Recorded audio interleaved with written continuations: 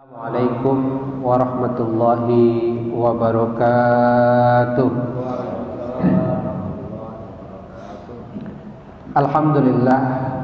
Alhamdulillahi rabbil alamin, alladzi nahmaduhu wa nasta'inuhu wa nastaghfiruh wa na'udzu billahi min shururi anfusina wa min sayyiati a'malina. May yahdihillahu fala mudilla lahu wa may yudlilhu fala hadiya lahu. Asyhadu an la ilaha illallah wahdahu la syarika lah wa asyhadu anna sayyidana Muhammadan abduhu wa rasuluh sallallahu alaihi wasallam la nabiyya wa la rasula ba'da amma ba'du. Bapak-bapak hadirin sidang jemaah subuh yang dimuliakan oleh Allah Subhanahu wa taala. Alhamdulillah pagi ini kita bisa sama-sama hadir berkumpul di masjid ini.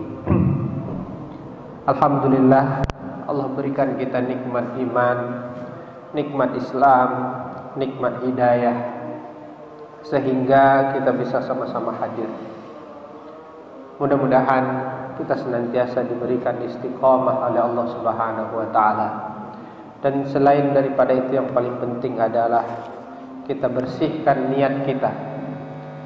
Kita niat insyaallah kita hadir ke masjid ini pagi ini, selain untuk sholat subuh secara berjamaah, kita kemudian mengaji duduk sebentar sampai waktu syuruk, dan mudah-mudahan kita niatnya ikhlas karena Allah Subhanahu wa taala. Karena apapun ibadah, kalau tidak ada ikhlas karena Allah, tidak akan diterima oleh Allah Subhanahu wa taala. Maka karena itu, betapa banyak nanti di hari akhirat orang-orang yang dia banyak bawa ibadah menurut versi dia. Dia sering sholat ke masjid, dia sering ngaji, tapi ternyata niatnya bukan karena Allah, niatnya karena yang lain. Maka betapa ruginya kita seandainya kita sudah sholat 5 waktu ke masjid, sudah sering ngaji, tetapi malah tidak diberikan pahala atau ditolak oleh Allah Subhanahu wa taala. Mudah-mudahan Allah senantiasa menerima seluruh amal ibadah kita hendaknya, dan mudah-mudahan kita dimasukkan nanti ke dalam surganya hendaknya. Amin ya rabbal alamin. Bapak Ibu yang dimuliakan oleh Allah Subhanahu wa taala, kita senantiasa berselawat kepada baginda Nabi sallallahu alaihi wasallam beserta keluarga beliau, para sahabat beliau, dan orang-orang yang senantiasa mengikuti sunnah dan ajaran beliau. Mudah-mudahan kita semuanya nanti diberikan syafaat oleh beliau hendaknya. Amin ya rabbal alamin. Baik, kita lanjutkan kembali kajian kita, kajian kitab Fathul Qarib. Kita sudah sampai bulan yang lalu sampai mana, Pak? Ada yang ingat? Tidak, lupa. Maka kali ini kita masuk ke walimah. Walimah itu artinya adalah pesta kenduri setelah menikah. Wal walimatu 'ala al-mursyi mustahabbatun. Ini yang perlu kita pahami. Walimah itu hukumnya adalah sunnah. Jadi ketika seseorang menikah, maka sunnah baginya untuk mengadakan walimah atau pesta pernikahan.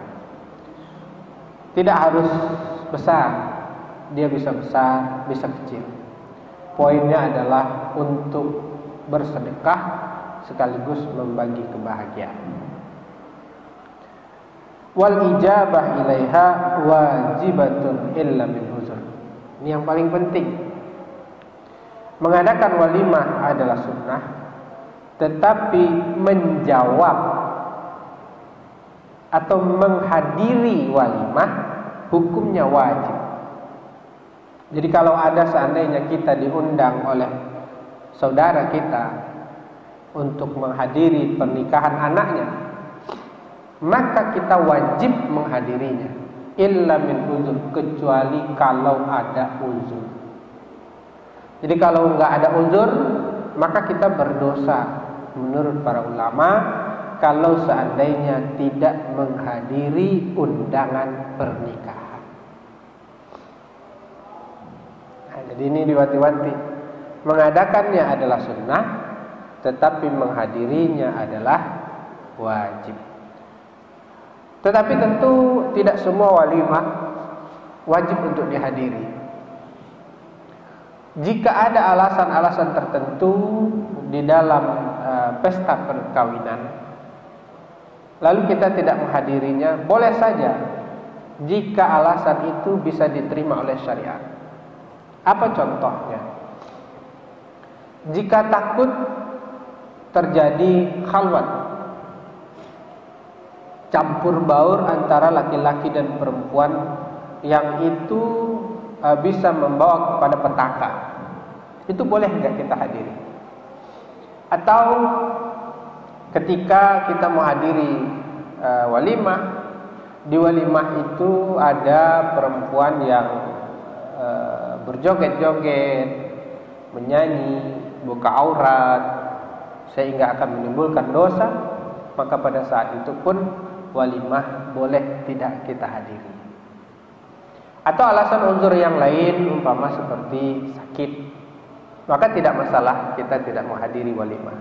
Tetapi selama tidak ada alasan yang syar'i, kemudian tidak ada uzur, maka menghadiri walimah adalah wajib. Itu pendapat ulama yang paling kuat. Rasulullah sendiri setiap menikah selalu mengadakan walimah, baik itu pernikahan, seluruh pernikahan beliau selalu mengadakan walimah. Pernah diceritakan dalam hadis, Rasulullah itu pernah hanya dengan segelas susu, kemudian berapa butir kurma, kemudian manisan, taruh dalam satu nampan, yang ada cuman itu. Tapi beliau tetap mengadakan walimah. Beliau panggil sahabat-sahabatnya, beliau pilih. Tidak semuanya, 8 orang beliau panggil untuk makan ke rumahnya. Sahabat bertanya, ada apa ini ya Rasulullah? Aku baru menikahi si itu, maka ini adalah walimahnya. Jadi walimah itu tidak harus besar, bukan main gengsi-gengsian, bukan main bangga-banggaan, ya, tetapi lebih kepada sedekah dan bergembira dengan pernikahan yang kita alami atau anak kita lakukan. Jadi tidak ada istilahnya mengadakan pesta pernikahan, diadakan besar-besar, tujuannya kita undang banyak orang biar dapat untung. Nggak ada itu. Tidak ada. Apakah budaya memberi seperti itu tidak boleh? Boleh. Namanya saling tolong menolong. Tetapi pada dasarnya ketika pesta perkawinan, tuan rumah bersedekah kepada para tamunya. Jadi jangan mengharapkan. Tapi kalau dikasih tidak ada masalah. Para ulama mengatakan uangnya boleh dipakai. Itu masalah walimah. Selesai walimah, maka pembahasan berikutnya adalah faslun wal taswiyatu fil qasmi bainaz zaujat wajibah. Nah, ini bagi orang yang jago aja ini. Membagi giliran yang sama, ya, di antara istri-istri hukumnya adalah wajib. Jadi kalau kita punya istri 2, maka dibagi secara merata hukumnya wajib. Kalau kita punya istri 3, membagi secara merata hukumnya wajib. Wala yadkhulu ala ghairil maqsum laha li ghairil hajah. Tidak boleh salah pembagian, masuk dalam pembagian kecuali kalau ada alasan kebutuhan. Kalau seandainya sekarang jatah si A, maka tidak boleh pergi ke rumah si B. Ataupun sebaliknya, kalau sekarang adalah jatah si B, maka tidak boleh pergi ke rumah si A. Dia ada aturan. Wa idza arada as-safar aqra'a bainahunna wa kharaja billati takhruju lahal qur'ah. Kalau seseorang yang punya istri 2 itu atau istri 3 itu ingin melakukan perjalanan musafir, lalu dia hanya bisa membawa 1 istri, maka yang ia lakukan adalah mengundi di antara istrinya. Jadi tidak boleh dibawa yang paling ia suka, harus diadakan undiannya. Siapa yang jatuh undiannya, maka dialah yang diajak untuk perjalanan. Makanya fikih-fikih kayak gini nih kita harus paham. Jadi nggak sembarangan. Ya, makanya harus ada fikih poligami itu harus ada sebenarnya. Wa idza tazawwaja jadidah khassaha bi sab'i layalin in kanat bikr. Kalau dia menikahi perempuan yang baru, dia udah punya istri 2, lalu nikah lagi 1 lagi, maka khassaha bi sab'i layalin, dia yang istri baru dapat jatah 7 malam, 7 hari 7 malam, 7 hari 7 malam in kanat bikr, jika istri tersebut perawan. Wa bisalasatin in kanat sayyiban, kalau seandainya janda maka dikasih jatah 3 hari 3 malam. Jadi kalau kita sudah punya istri 2, menikah lagi, maka istri baru dapat jatah khusus 7 hari 7 malam jika ia perawan, maka dan 3 hari 3 malam jika ia janda. Wa idza khafa nususal mar'ah wa 'azaha, apabila suami takut, khawatir istrinya membangkang, wa 'azaha, maka dia wajib menasihatinya. Jadi kalau istri membangkang kepada suami, maka suami hal pertama yang harus dilakukan adalah wa 'azaha, dikasih nasihat. Nggak boleh main langsung pukul, nggak boleh main langsung bentak, harus dikasih nasihat. Wa in abat illa nusuza hajaroha, kalau seandainya dia tetap membangkang, hajaroha, maka pisah ranjang. Begitu aturannya. Jadi nggak ada main maki, nggak ada.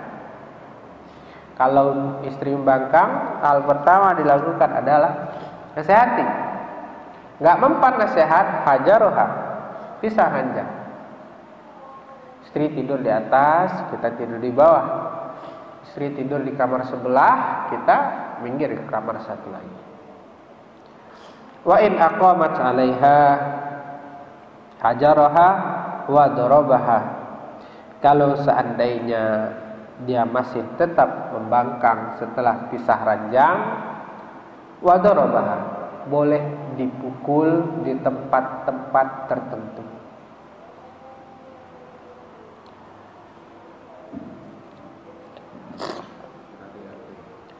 Wa yasqutu bin nusus qasmuha wa nafaqatuha, kalau dia melakukan nusus pembangkangan, maka dia tidak dapat jatah giliran dan nafkah. Jadi kalau istri kita banyak, kalau ada yang membangkang, dia nggak dapat bagian dari giliran dan nggak dapat nafkah. Itu masalah pembagian dalam antara istri. Jadi kita harus pahami. Jadi nggak bisa 3 hari di rumah si A, 3 hari di rumah si B, atau karena si B baru, lalu kita buat si B 7 hari, kemudian istri tua 2 hari, istri nomor 3 2 hari, itu nggak boleh. Harus sama pembagian. Tidak ada keistimewaan kecuali itu istri baru menikah banget. Maka dia diberikan khusus 7 hari 7 malam jika dia perawan, dan 3 hari 3 malam jika ia janda. Berikutnya faslun, masalah khulu. Wal khulu jaizatun ala iwad. Khulu boleh ya dilakukan oleh istri ala iwad maklum ya, jika dia bisa memberikan tebusan. Khulu itu bahasa kitanya gugat cerai. Jadi istri itu pun punya hak namanya khulu, gugat cerai. Jadi kalau dia tidak suka kepada suaminya lagi, jadi kalau dia tidak suka kepada suaminya, maka dia punya hak namanya khulu, gugat cerai. Saya mau bercerai dengan Anda. Padahal hak talak itu ada di suami. Tapi kalau istri sudah tidak suka, maka dia bisa mengajukan gugat cerai kepada suami dengan syarat dia memberikan tebusan kepada suaminya. Karena suami kan memberikan mahar. Nah, sekarang kalau dia ingin menguasai dirinya, umpamanya dia ingin ingin pisah lah, maka pada saat itu dia boleh melakukan gugat cerai. Wa tamliku bil mar'ah nafsaha wala raja'a lahu 'alaiha illa bi nikahil jadid. Kalau seandainya seorang perempuan melakukan khulu, maka dia bisa menguasai kembali dirinya sendiri dan tidak boleh rujuk kecuali dengan nikah yang baru. Jadi perempuannya yang minta cerai. Nah, ada apa namanya khulu. Caranya gimana? Dia bilang sama suaminya, saya sudah tidak suka sama Anda. Saya ingin mengajukan khulu. Berapa saya harus bayar? Suaminya bilang, ya udah, kalau kamu ingin cerai sama saya, kamu bayar ke saya 30 juta. Baik, kata istrinya. Istrinya bayar 30 juta, maka terjadilah perceraian. Itu namanya khulu. Tapi biasanya kalau orang-orang kita jarang melakukan khulu, Pak. Dia melakukan jalannya sendiri. Dia kalau tidak suka sama suaminya, dia bertingkah. Ini sebenarnya nggak boleh. Dia melakukan hal-hal yang dibenci oleh suami, sehingga akhirnya suaminya melakukan talak dengan sendirinya. Jadi dia nggak bayar. Nah, banyak istri yang melakukan itu. Padahal dia pengen pisah sama suaminya, tetapi caranya nggak bagus. Padahal Islam sendiri itu mengatur, kalau memang udah nggak suka, boleh kamu gugat cerai, tapi bayar. Dan kalau kamu gugat cerai, maka nanti konsekuensinya adalah warisan, ya, harta gonogini, nggak dapat karena dia yang minta cerai. Itu masalah khulu. Wa yajuzu khul'u fit tuhud wa fil haid wa la yalhaqu muqtali'ah talaq. Ya. Boleh khulu itu dilakukan ya ketika perempuannya suci. Boleh juga dilakukan ketika dalam keadaan haid. Ya. Dan kalau wanita melakukan khulu, tidak berlaku padanya talak. Jadi kalau dia sudah melakukan khulu, jadi berarti dia cerai, tapi bukan cerai ditalak sama suami, tapi namanya karena permintaan istri, gugat cerai, khulu namanya. Baik. Kalau selesai khulu hak istri, maka sekarang masalah talak. Talak kita tahulah ya. Talak itu ya suami kita jima hari ke-16 setelah itu ternyata kita menalaknya. Kita nggak tahu ternyata jima terakhir itu membuat dia hamil. Itu menjadi hal yang nanti permasalahannya panjang. Maka yang paling bagus itu adalah kita menalak istri ketika istri masih suci dan belum dijima. Wa darbun laisa fi talaqihinna sunnah wala bid'ah wa hunna arba'atun. Dan model yang kedua adalah perempuan-perempuan yang tidak disebut dengan talak sunnah dan juga tidak talak bid'ah. Dan mereka ada 4 orang, 4 model. Yang pertama as-saghirah, yaitu anak-anak perempuan yang belum haid. Jadi boleh nggak menikah dengan anak perempuan yang belum haid? Boleh. Boleh, Pak. Tapi tentu atas izin walinya. Tapi ini menjadi konsen bagi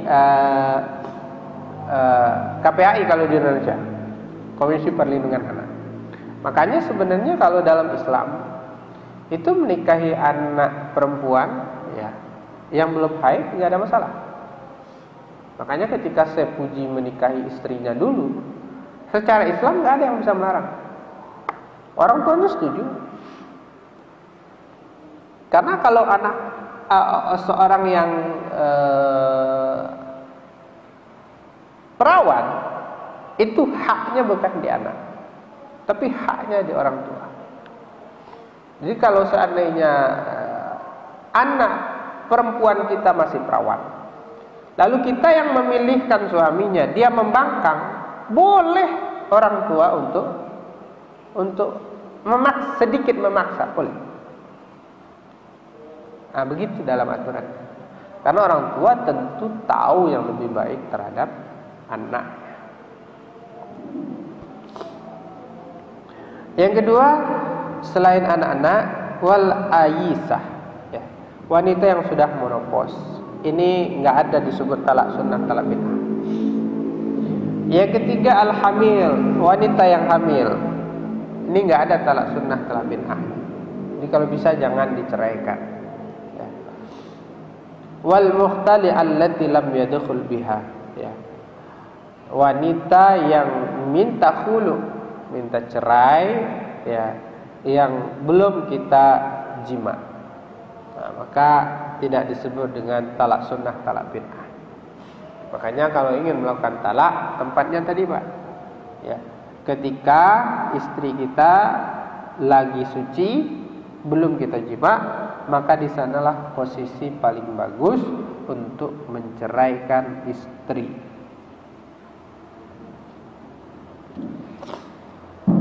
Baik. Berikutnya faslun. Wa yamlikul hurru salasata tatliqat. Ya. Suami yang merdeka, ya, orang yang merdeka boleh melakukan talak kepada istrinya, punya hak talak 3. Jadi talak 3. Talak 1, talak 2, talak 3. Wal 'abdu tatliqatain, sedangkan seorang budak dia punya hak 2 talak. Sekarang kan budak udah nggak ada, jadi yang berlaku adalah 3 talak. Wa yasihu istisna fit talak idza wasalahu bihi wa yasihu ta'liquhu bis sifah was syarat.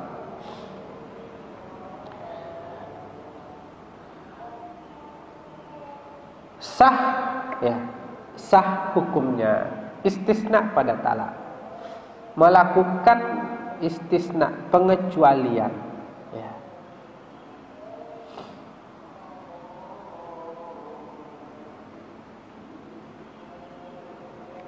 Contoh, saya talak kamu 3 kurang 1, boleh. Berarti jatuh talak 2. Wa yasihu ta'liqu bis sifah was syarat. Boleh juga talak itu dikaitkan dengan sifat dan syarat. Nah, boleh. Contoh sifat, ya, aku talak kamu nanti akhir bulan. Jadi kalau akhir bulan datang, berarti talaknya jatuh. Atau sifat, contoh, jika kamu pulang larut malam nanti, bahwa istri kita izin nonton konser, terus kita bilang, ya, kalau kamu pulang lewat jam 11 malam, kamu saya talak. Boleh. Jadi mengaitkannya dengan syarat atau sifat itu boleh. Kalau dia pulang telat jam 11, maka talak jatuh. Jatuh talak satu. Nah, tapi kayaknya ini kayak bercanda ya kan, kayak nggak serius. Tapi begitu diatur oleh Islam. Wala yaqa'u talaq qabla nikah. Nah, ini yang paling penting juga nih. Tidak berlaku talak sebelum nikah. Jadi kalau ada orang mengatakan saya talak kamu, ya, padahal dia belum nikah, itu nggak jatuh talak. Wa arba'un la yaqa'u talaquhum. Ya. Ada 4 orang yang talaknya tidak berlaku. Ya. Yang pertama as-sabi, anak-anak. Jadi kalau anak-anak itu tak berlaku talak. Jadi ada anak kecil, kita punya anak usia 8 tahun. Kita nikahkan dengan anak saudara kita, usianya 7 tahun. Lalu anak kita yang kecil ini bilang kepada istrinya, saya ceraikan kamu. Enggak jatuh talaknya. Karena anak-anak tidak sah talaknya. Nah, jadi kalau ingin talak anaknya, dia ngomong sama orang tuanya. Orang tuanya lah yang menjatuhkan talak terhadap istrinya. Yang kedua, al-majnun, orang gila. Orang gila kalau dia berkata saya talak Anda, maka tidak jatuh talaknya. Yang ketiga, naim, orang tidur, lagi ngigau, lagi mimpi. Dia ngomong, saya ceraikan istri saya yang itu. Dia lagi tidur, maka pada saat itu tidak jatuh talaknya. Yang ketiga, wal mukrah, orang yang dipaksa. Ini tidak jatuh talak. Tapi tentu paksaannya adalah berupa ancaman atau penganiayaan atau pembunuhan. Tapi kalau cuma sekedar ya paksa-paksa nggak serius, jatuh talaknya. Tapi kalau udah diginiin, ya maka jatuh talak. Tidak jatuh talaknya. Wa idza talaqat imra'atahu wahidatan aw isnatayn falahu murja'atuhuma ma lam tanqadi iddatuha. Kalau kita menjatuhkan talak 1 atau 2 kepada istri kita, maka kita masih punya hak rujuk selama masa iddahnya belum selesai. Jadi kalau kita menceraikan istri kita 4 hari, 5 hari, seminggu setelahnya, wah nggak enak ternyata, rujuk dia bisa. Selama masa iddahnya belum selesai, maka boleh untuk rujuk. Fa in qadat iddatuha halalahu nikahuha bi'aqdin jadid. Kalau seandainya iddahnya sudah selesai, maka kalau dia mau lagi sama istrinya tersebut, maka harus dilakukan nikah yang baru, bi'aqdin jadid, dengan akad yang baru. Itu jika talaknya 1 atau 2. Jadi kalau talak 1 atau 2, masa iddah sudah selesai, maka kita boleh kembali menikah dengan istri kita, tetapi dengan akad yang baru. Wa takunu ma'ahu 'ala ma baqiya min at-talaq. Walaupun dia menikah lagi, tetapi hak talaknya yang tersisa adalah talak, umpamanya dia udah talak 2. Tadi udah talak 2. Setelah itu masa iddah selesai, maka dia menikah lagi dengan istrinya tersebut dengan akad yang baru. Dan hak talaknya cuma 1, bukan 3, walaupun dia melakukan akad yang baru. Nah, jadi hak talaknya masih dipakai hak talak yang lama. Wa in talaqaha salasan. Nah, kalau seandainya dia melakukan talak 3, lam tahilla lahu illa ba'da wujudi 5 syara'id. Dia tidak boleh menikahi istrinya kembali kecuali ada 5 syarat yang harus dipenuhi. Yang pertama, inqida'u iddatiha, selesai masa iddahnya. Jadi kalau ada istri kita sudah kita talak 3, atau bahasa fikihnya itu talak bain, maka nggak bisa kita nikahi istri kita itu kecuali ada 5 syarat. Yang pertama, iddahnya sudah selesai. Yang kedua, tazwijuha bighairi.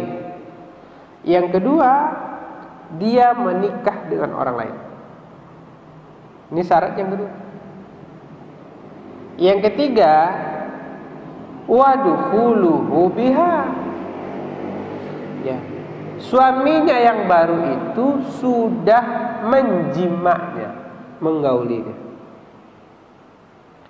Wa isobatuha wa bainunatuha minhu. Yang ketiga, yang keempat, suaminya itu menceraikannya. Yang kelima, waqtida'u iddatuha minhu. Yang kelima, perempuan itu habis masa iddahnya dengan suaminya yang baru tersebut. Jadi itu 5 syaratnya. Jadi kalau 5 ini nggak ada, kita nggak boleh nikah lagi. Kita nalak istri 3, talak 3. Saya talak kamu 3, saya talak 3 kamu. Maka pada saat itu penyesalan datang. Nggak ada cerita lagi. Kalau sudah talak 3, nggak bisa dinikahin lagi.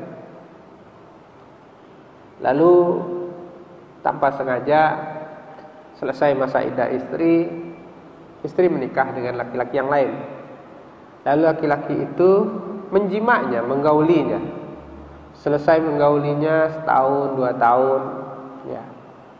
Atau mungkin punya anak dengan suami yang baru, diceraikan oleh suaminya itu. Habis masa iddahnya, lalu kita baru ingin kembali kepada istri itu, baru boleh dinikahi lagi. Kalau enggak bisa. Nah, apa ada yang mengakal-akali? Nah, diakal-akali supaya bisa nikah lagi. Boleh.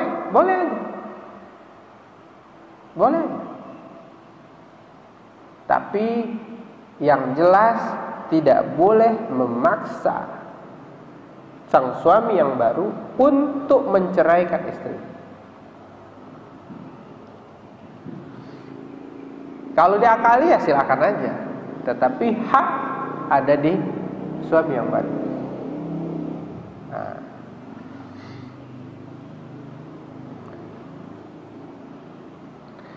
Baik, itu masalah talak. Jadi talak ini juga perlu kita sedikit uraikan lebih banyak. Nanti kalau mau ada yang ditanyakan silakan. Berikutnya masalah ilah. Nah, ini mungkin teman bapak-bapak ada yang nggak tahu juga ya kan. Nah. Ilah. Faslun. Wa idza halafa alla yata'a zawjatuha mutlaqan aw muddatan tazidu 'ala 4 ashhur fa huwa mulin. Apabila seorang suami bersumpah tidak akan berhubungan dengan istrinya, berhubungan badan maksudnya. Secara umum, saya bersumpah saya tidak akan menjima kamu lagi atau tidak akan bergaul dengan kamu lagi. Aw muddatan tazidu 'ala 4 ashhur, atau dia bersumpah itu tidak akan menjima istrinya selama minimal 4 bulan minimal. Jadi dia bilang, saya tidak bersumpah tidak akan menjima istri saya selama 5 bulan atau selama 6 bulan. Fahuwa mulin, maka laki-laki ini disebut dengan mulin, ya, atau mualin, ada yang menyebutnya mualin, ya, yang melakukan ila.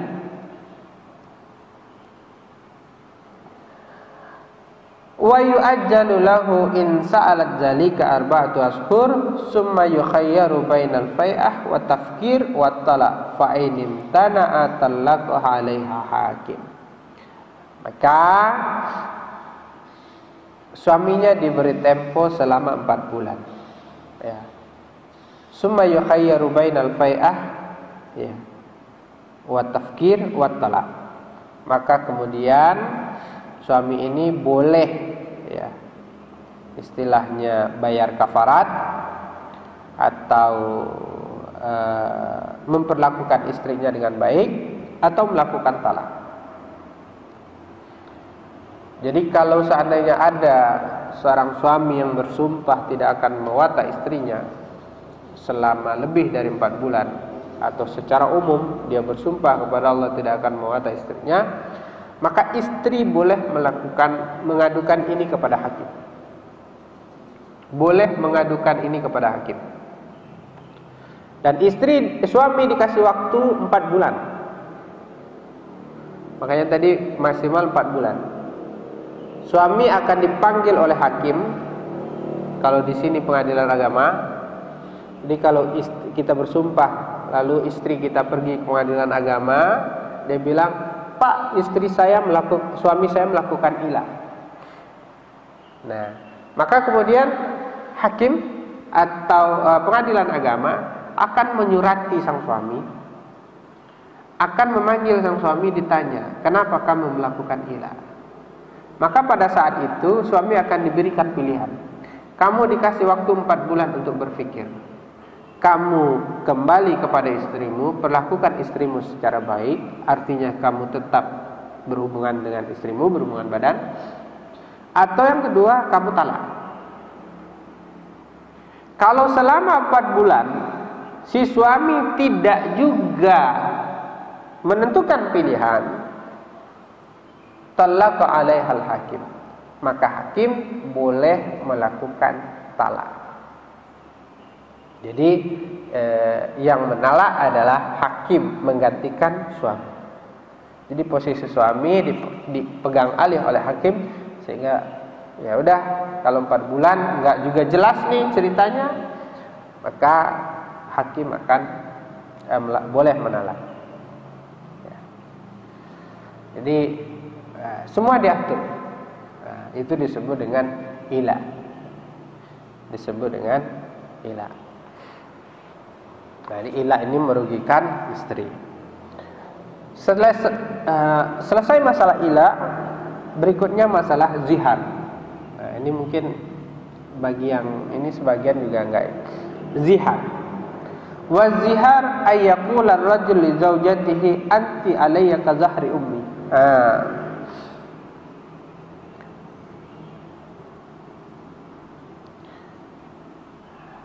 Zihar itu adalah seorang laki-laki berkata kepada istrinya, anti alayya ka zahri ummi, kamu sama seperti ibuku, sama seperti punggung ibuku. Maksudnya adalah dia menyamakan istrinya dengan ibunya. Nah, dan ini nggak boleh. Wa idza qala laha zalik wa lam yutbi'uhu bit talaq sara aidan. Ya.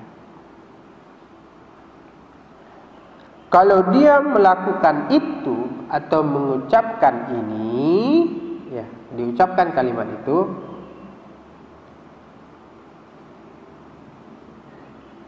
wa lam yutbi'uhu bit talaq sara aidan wa lazimasut kafarah.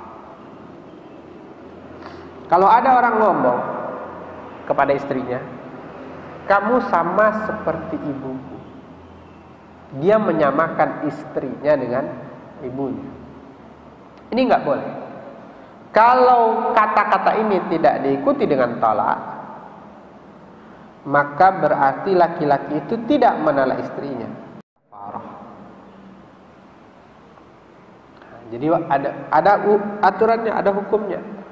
Wal kafara itqu raqabatin mu'minatin salimati minal uyub al mudirra bil amal wal kasab. Kafaratnya adalah memerdekakan seorang budak perempuan yang bagus, yang selamat dari uyub, yang tidak dimudaratkan dengan pekerjaan dan usaha. Jadi memerdekakan seorang perempuan budak mukminah. Fa in lam yajid fasyamu sahraini mutatabi'ain. Kalau enggak ada budak perempuan, kalau hari ini kan enggak ada budak, fasyamu sahraini mutatabi'ain, maka puasa 2 bulan berturut-turut. Jadi ini harus wanti-wanti, laki-laki harus tahu. Fa in lam yastati, jika dia tidak mampu, fa in amu sittina miskinan, maka dia memberi makan 60 orang miskin. Kullu miskin mud, setiap orang miskin 1 mud. Wala yahillu lil muzahir wat'uha hatta yukaffira, dan dia tidak boleh mewata istrinya sampai dia menunaikan kafaratnya. Hati-hati, jangan sampai kita menyamakan istri kita dengan ibu kita. Kenapa? Nah, ini mungkin menjadi menjadi pertanyaan bagi sebagian kita. Kenapa? Karena salah satu, ada sebuah budaya di Arab itu, kalau ada orang mengatakan lafaz ini, ya, dulu di zaman Rasulullah, kalau ada orang mengatakan ini, anti kazahri ummi, anti alayya kazahri ummi, itu maksudnya sebenarnya adalah menala istrinya. Itu maksudnya sebenarnya adalah menala istrinya. Jadi menyamakan istrinya dengan ibunya, itu poinnya sebenarnya adalah dia menala istrinya. Tapi kalau seandainya dia tidak lanjutkan dengan lafaz talak, maka talaknya tidak jatuh, tetapi dia wajib bayar kafarah. Nah, di Indonesia jarang ada zihar. Jarang ada zihar. Tapi kalau seandainya kita melakukan lafaz seperti ini, maka jatuhnya zihar. Dan zihar itu kalau hari ini puasa 2 bulan berturut-turut, kalau tidak memberi makan 60 orang miskin, ya, setiap 1 orang miskin 1 mud, dan tidak halal, ya, tidak boleh mewata istri sampai kita sudah menunaikan kafaratnya.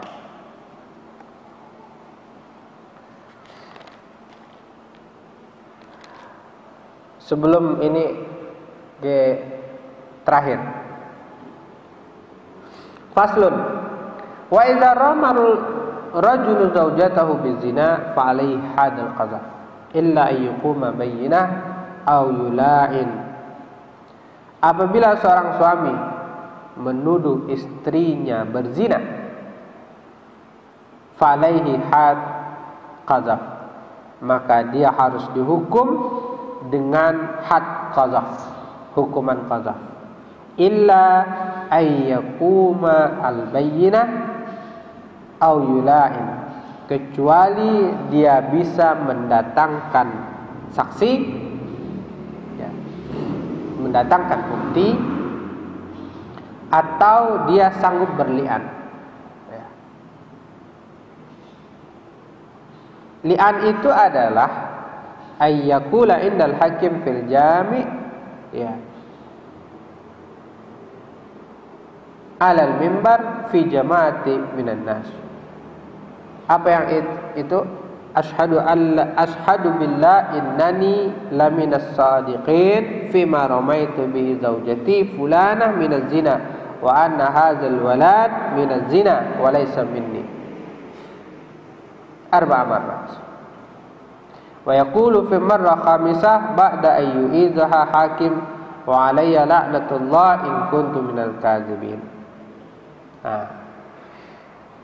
Jadi ketika seseorang menuduh istrinya berzina, maka dia dikenakan had qadzaf. Nanti kita bahas had qadzaf itu apa aja. Kecuali dia bisa mendatangkan bukti atau dia berli'an, mendatangkan saksi. Saksi itu minimal 2 orang saksi. Ada yang mengatakan 4 orang saksi. Nah, ini berat. Karena kalau mendatangkan saksi di dalam Islam berat, Pak. Karena kan seseorang tidak bisa bersaksi tanpa melihat langsung.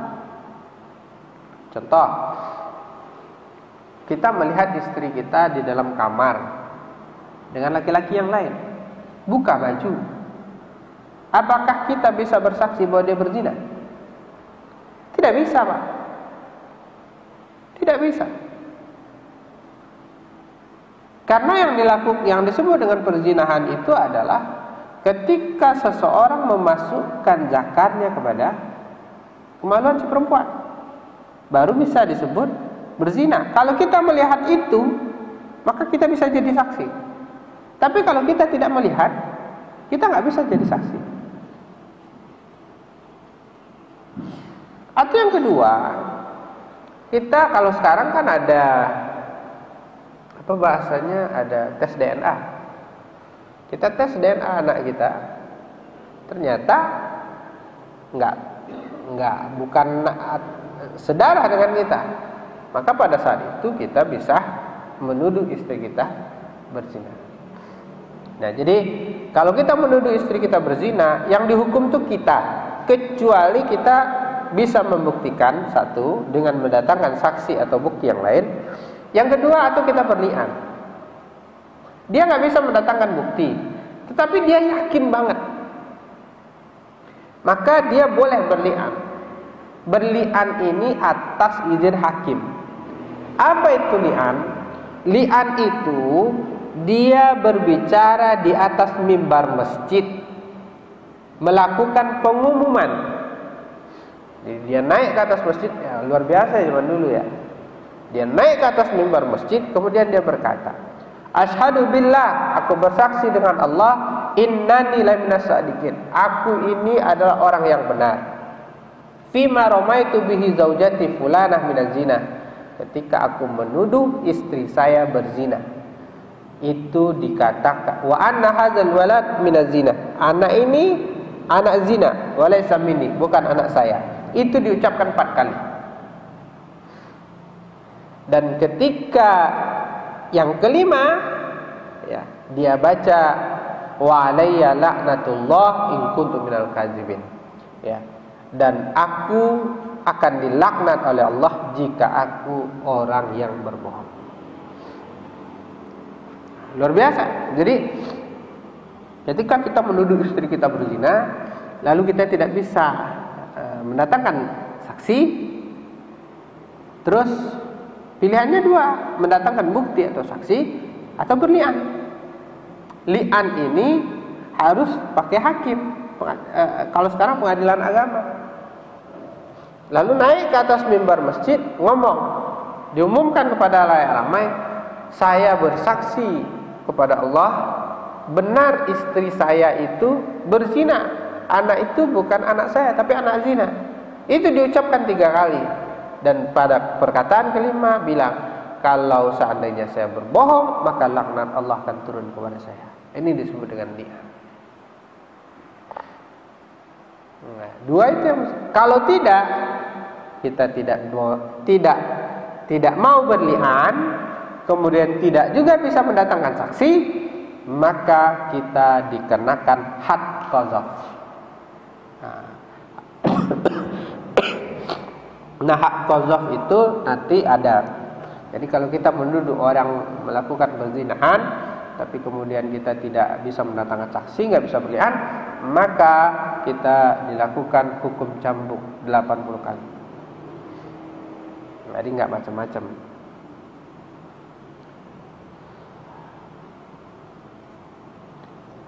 Wa yata'allaqu bil li'ani khamsatu ahkam. Ya. Berkaitan dengan li'an ini, ya, ada 5 hal, ya, 5 hukum. Yang pertama, sukutul had anhu. Kalau dia berli'an, maka gugurlah hukuman had terhadap suami. Kalau dia melakukan zi'an, maka had qazaf tadi nggak jadi. Wa wujubul had 'alaiha wa zawalul firas wa nafdul walad. Maka kalau seandainya dia, yang kedua, yang pertama kan had qazaf kepada suami gugur, hilang. Yang kedua, istri langsung dianggap berzina dan dia wajib dilakukan hukuman zina. Kita wajib melakukan hukuman zina kepada istri. Jadi hakim akan mengatakan bahwa berarti istrinya benar berzina. Kalau perempuan berzina, dia dalam Islam. Kalau dia muhsan, ya kalau dia sudah menikah, berarti ya dilakukan hukum rajam. Tapi kalau seandainya dia belum menikah, maka cambuk. Rajam berarti sampai meninggal. Artinya kalau dia melakukan li'an, maka istrinya akan diletakkan had kepadanya. Wa zawalul firas, hilang hubungan suami istri, hubungan pernikahannya hilang. Wa nafyul walad, ya, anak tadi yang dibilang anak zina itu tidak bisa diberikan nasabnya kepada ayahnya. Kemudian wa tahrim alal abad, tidak boleh menikahinya selama-lamanya. Itu kalau menuduh berzina. Jadi ini penting juga nih kita ketahui. Wa yasqutul had anhu bi antal ta'ina fatakulu.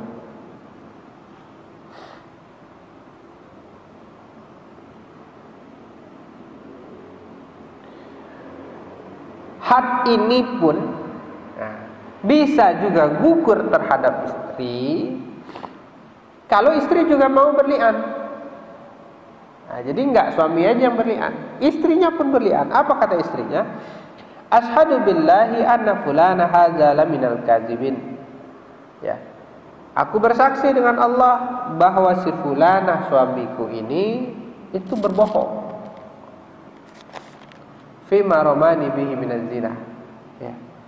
Ya, ketika dia menuduh saya berzina. Itu dibacakan 4 kali. Dan pada ayat kelima dia berkata, wa alayya ghadabullah in kana minas sadiqin. Dan kemarahan Allah akan tertimpa kepadaku, ya, jika aku adalah orang yang berdusta. Jadi dua-duanya. Jadi kalau istrinya juga berli'an, maka nggak bisa dilakukan hukum rajam. Tapi kalau enggak, ya berlaku.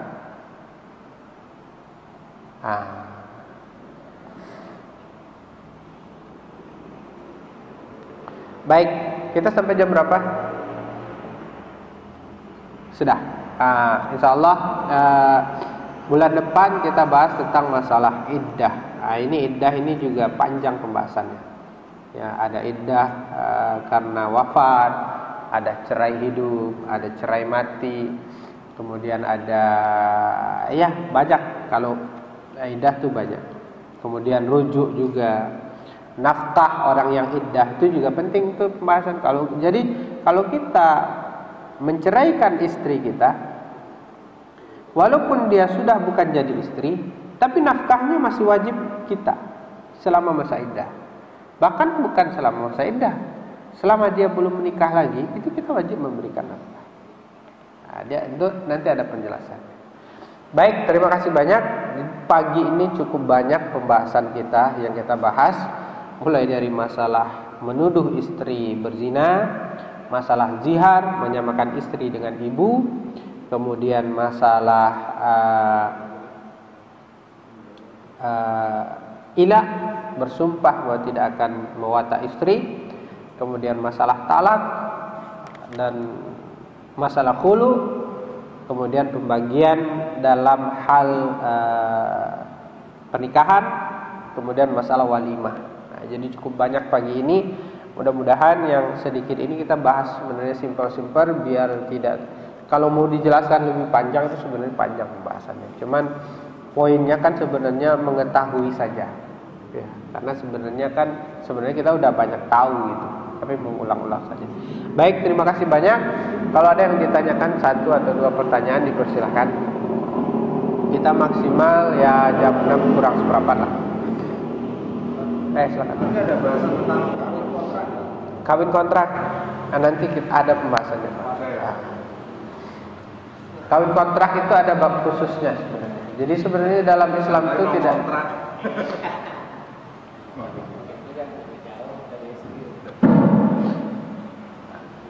Masih ada? Kalau yang yang suami menuduh harus mendatangkan 4 saksi, tapi sementara sekarang sudah ada CCTV, apakah bisa jadi alat bukti? CCTV. Apakah CCTV bisa dijadikan sebagai bayinah, ya, bukti?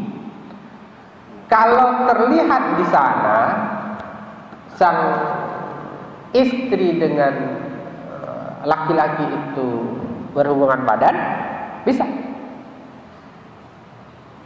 Tapi kalau tidak, nggak bisa. Kalau hanya sekedar peluk-pelukan, terus buka baju, tapi tidak berhubungan badan, tidak disebut perzinahan.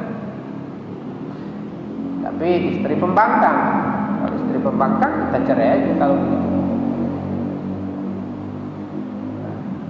Karena masalahnya gini, Pak, kalau melakukan penuduhan berzina, otomatis ini hadnya luar biasa. Berarti kita membilang istri kita berzina. Kalau istri kita tuduh berzina dan kita ada buktinya CCTV, maka dia akan dihukum hukum zina. Hukum zina itu adalah dirajam.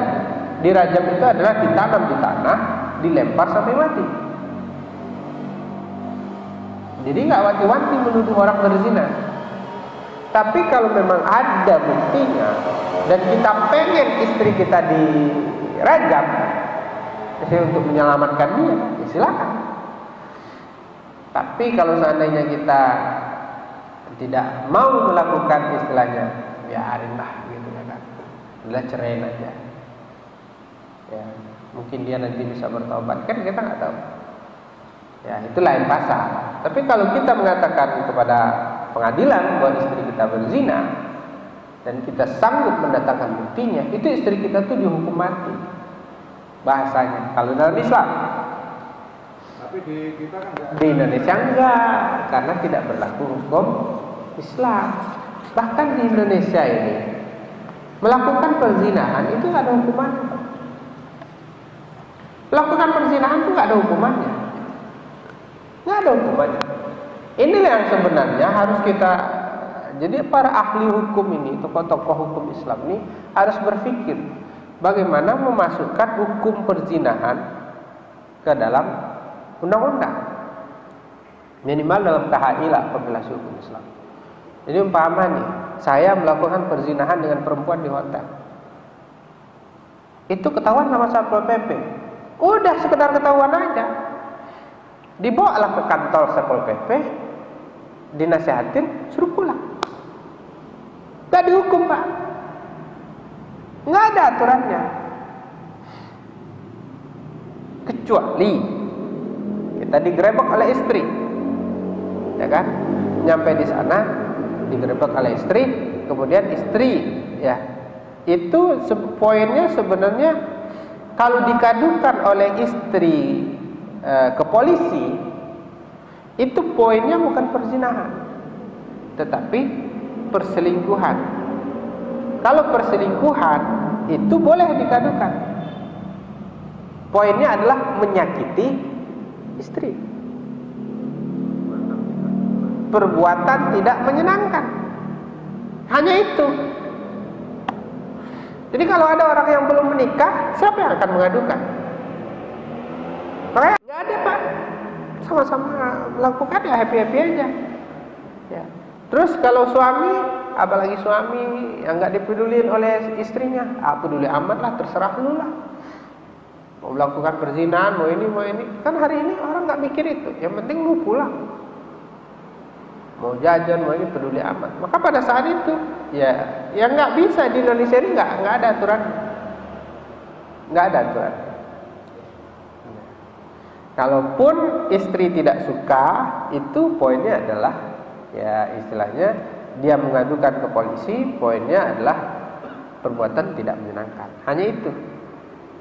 Tapi kalau dilakukan istilahnya direkam di ini, itu poinnya bukan perzinahan atau ini, tapi lebih kepada ya undang-undang ETE.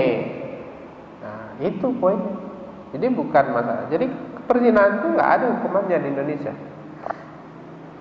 Dan ini yang membuat bangsa ini bobrok.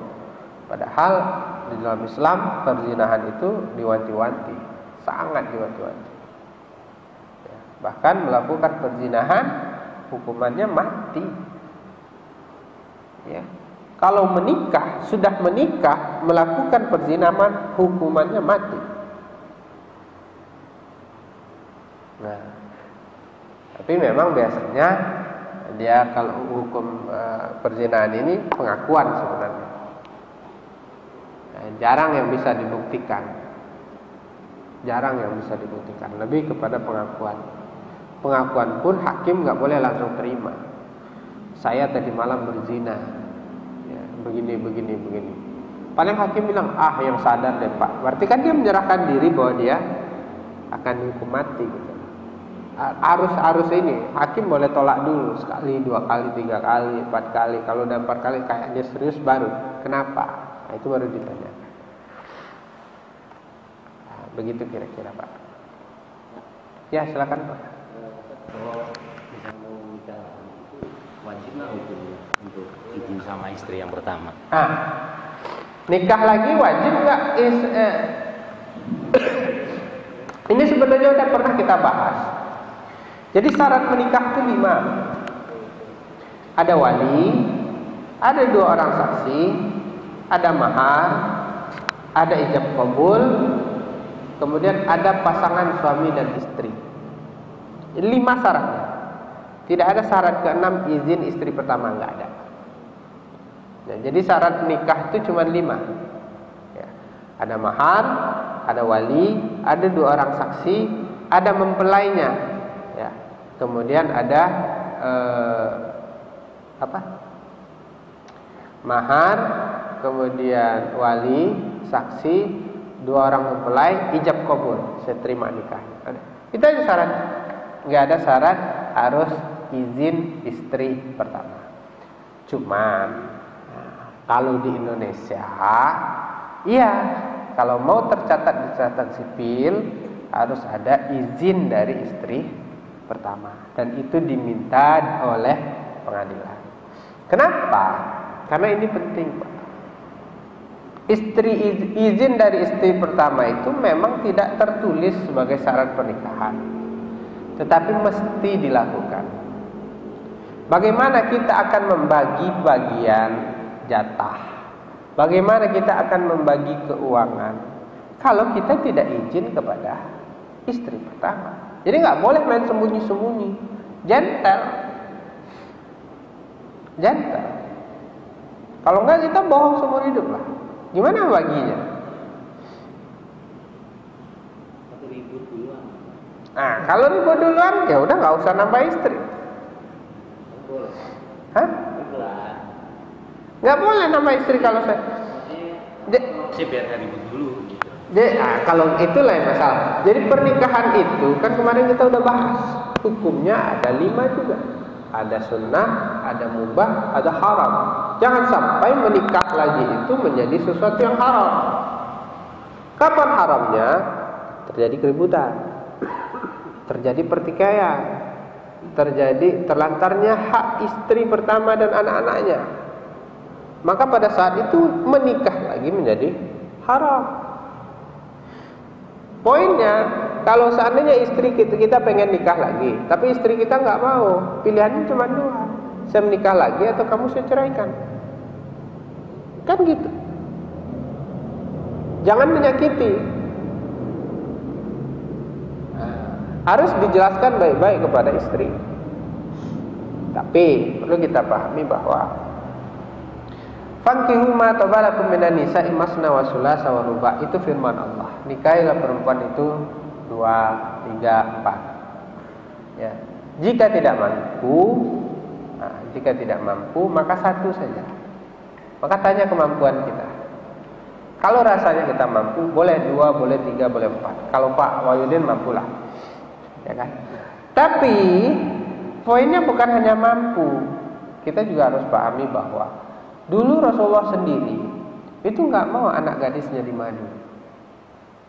Ada seseorang dari Bani Hashim datang kepada Rasulullah. Ya Rasulullah, ya Rasulullah, kata Bani Hashim, kami punya seorang perempuan.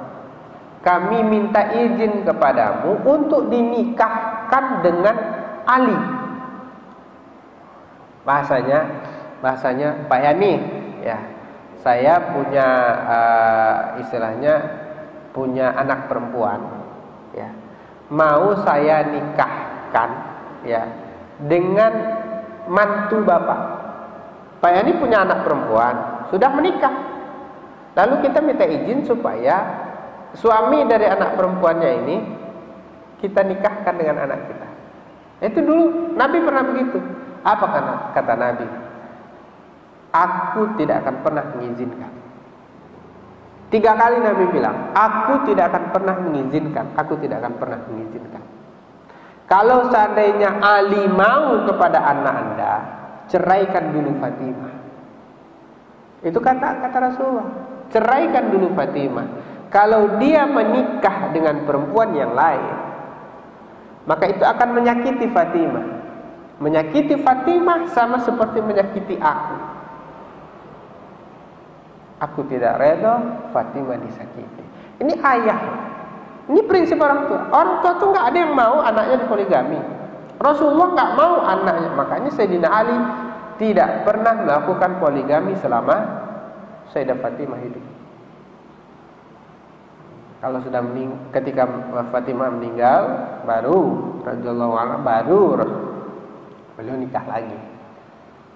Nah, jadi poinnya bukan tidak boleh, memang tidak ada syarat izin istri pertama, tetapi secara tekstualnya tidak ada, tetapi secara kontekstualnya harus ada. Biar jelas, biar clear. Karena menikah lagi bukan dosa. Nah, menikah lagi itu bukan dosa. Jadi usahakan kalau ia mau menikah lagi, harus pengetahuan istri pertama, harus pengetahuan anak-anak.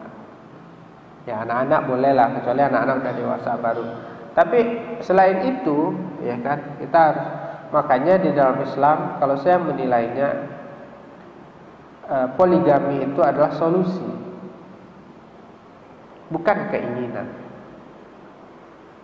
Bukan untuk syahwat menikah lagi, tapi lebih kepada kemaslahatan yang lain. Solusi, istri kita sudah menopause, dia masih kuat, sangat kuat sekali. Istri sudah tidak mampu melayani suami. Maka pada saat itu, istri justru harus mengizinkan suaminya menikah lagi. Kalau enggak, suaminya jajan. Suaminya melakukan perzinahan. Zina itu ada yang kelihatan, ada yang enggak kelihatan. Melakukan onani dan lain sebagainya. Itu sama aja seperti memasukkan suami kita ke dalam neraka. Maka dia harus mengizinkan suaminya. Dia udah nggak mampu. Mampu tapi pakai alat atau apa? Ya silakan, nggak masalah. Berbagai cara silahkan, tapi yang penting jangan sampai kamu menjatuhkan suamimu ke dalam hal perzinahan, memasukkan suamimu ke dalam neraka. Solusi sebenarnya. Atau ada perempuan tua, udah janda, tak ada yang menafkahi dia, ya kan? Dinikahi supaya bisa ada yang menafkahi, boleh. Jadi lebih kepada solusi. Jadi jangan mengatakan bahwa poligami itu karena nafsu dan lain sebagainya. Kalau niatnya adalah karena nafsu, itu salah. Gitu kira-kira. Jadi memang tidak ada syarat izin istri pertama itu nggak ada.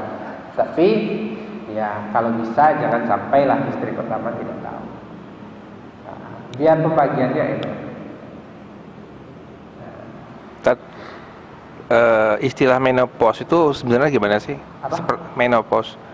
Seperti laki-laki sudah nggak sanggup. Nah kalau perempuan tuh seperti gimana? Perempuan itu ada masanya yang disebut dengan menopause. Menopause itu adalah perempuan di mana dia sudah tidak menstruasi lagi. Itu biasanya di usia 50 tahunan ke atas. Ketika perempuan sudah tidak menstruasi lagi, maka hasratnya untuk berhubungan badan biasanya hilang sampai 40%. Ya. Nah, ketika itu, ya, dia tetap harus, sedangkan suaminya, apalagi suaminya ternyata lebih muda dari dia. Istrinya usianya 55 tahun. Suaminya 50 tahun.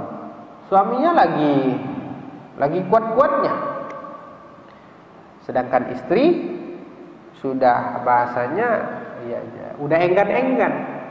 Artinya buka tutup sendiri aja ya katanya. Ya kan? Buka sendiri, kerjain sendiri, tutup sendiri. Ya kan? Maka kan susah itu. Nah, tapi kalau seistrinya masih masih bahasanya masih aktif dan lain sebagainya, dia tetap, ayah nggak boleh nikah lagi. Saya akan bantu. Umpamanya pakai alat, pakai cairan, atau sudah nggak kuat di situ, baru pakai tangan atau pakai apalah, terserah. Yang penting hasrat suaminya terpenuhi.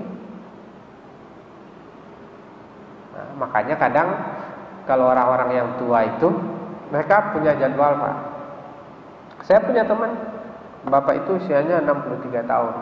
Saya bilang, bapak masih kuat? Masih. Kita jadwalkan Ustaz, setiap Kamis malam Jumat pasti. Dengan istrinya yang usianya sekitar 60 juga. Kita jadwalkan setiap malam Jumat itu pasti. Nah, dengan berbagai cara. Walaupun istrinya sudah menopause. Dan dia nggak mau nikah lagi. Dengan konsekuensi, dia bilang sama istrinya, saya nggak akan nikah lagi, tapi syaratnya setiap Kamis malam Jumat kita selalu melakukan hubungan. Nah, caranya gimana? Nah, itu terserah kita nanti. Itu kira-kira, Pak. Jadi ada perempuan itu ada menopause. Jika dia sudah. Tapi kalau suaminya terima, nah itu lebih bagus lagi. Tapi biasanya, ya kadang ada orang yang bisa nahan, ada yang nggak bisa nahan. Kalau yang bisa nahan bisa lupa dia. 6 bulan nggak apa-apa dia, Pak. Ya, ada juga laki-laki yang 6 bulan, setahun nggak berhubungan badan biasa. Tapi ada laki-laki yang kalau nggak 3 kali seminggu nggak mau dia. Jadi macam-macam. Nah, jadi lebih kepada solusi kalau poligami. Nah. Baik, masih ada? Oke. Baik, terima kasih banyak Bapak-bapak semua. Mudah-mudahan waktu kita yang singkat ini, yang sedikit ini diberkahi oleh Allah Subhanahu wa taala. Ngaji itu memang kadang berat. Makanya dituntut istiqomah. Dan percayalah ya, bahwa setiap apa yang kita lakukan, niatnya ikhlas karena Allah, itu ada berkah di dalamnya. Ya, ada keberkahan di dalamnya. Ya, saya selalu bilang, ya, mengurus masjid, ikut pengajian, ikut yasinan, mungkin bagi sebagian orang itu biasa aja. Tapi sebenarnya di sanalah keberkahan hidup itu. Ya, Kadang orang nggak sengaja ya dia sholat rajin 5 waktu, gampang aja bagi dia tuh rezeki. Benar Pak? Ya, dia ngaji pagi, mungkin dia ngorbanin waktunya, waktu istirahatnya, atau waktu untuk pergi ke kantor bisnisnya gitu. Padahal sebenarnya yang memanggil rezeki, keberkahan rezekinya itu karena ngajinya itu. Makanya kalau ada kajian-kajian, kalau ada ini istilahnya kita bangun bersama-sama. Ini masjid-masjid kita ramaikan sama-sama. Kalau seandainya ada di rumah, kita ramaikan bareng. Ini tanggung jawab kita bersama. Kalau berzakat, bersedekah, sedekahnya ke masjid kita. Sedekahnya ke masjid kita. Kita yang bangun sama-sama. Baik, terima kasih banyak. Mohon maaf yang sebesar-besarnya, yang benar dari Allah, yang salah atas kesalahan sendiri. Mudah-mudahan kita senantiasa diberikan kesehatan oleh Allah, senantiasa diberikan keberkahan, dan anak-anak kita menjadi anak-anak yang soleh, yang soleha, yang dijaga oleh Allah Subhanahu wa Ta'ala. Karena kita tidak akan bisa menjaga anak kita, kita tidak bisa menjaga istri kita, ya, yang jaga adalah Allah, dan senantiasa kita berdoa mudah-mudahan Allah jaga segalanya. Amin ya rabbal alamin. Terima kasih banyak. Wallahu muwaffiq ila aqwamit thoriq. Wassalamualaikum warahmatullahi wabarakatuh. Alhamdulillah.